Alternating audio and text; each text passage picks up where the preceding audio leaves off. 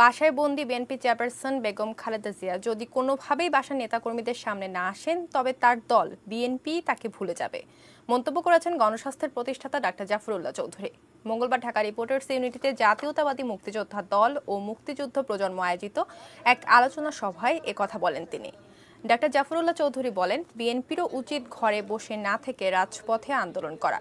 সেটা না করতে পারলে নেতারা কর্মীদের আস্থা হারাবেন।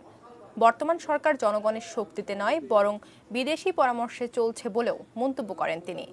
বিএনপির ভাইস চেয়ারম্যান অবসরপ্রাপ্ত মেজর হাফিজউদ্দিন আহমেদ ও পেশাজীবী নেতা শওকত মাহমুদ এ সভায় বক্তব্য রাখেন। খালেদা জিয়ার নাম ভুলে যাবে যদি উনি আমাদের দু চারটা ভালো পরামর্শ না নেন।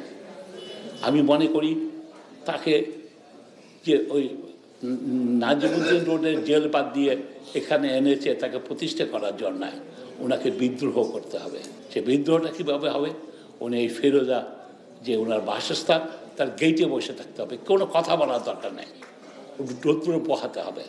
তাহলেই জনগণ দেখবে কিভাবে মানুষের কথা বললে কারাগারে থাকতে হয়।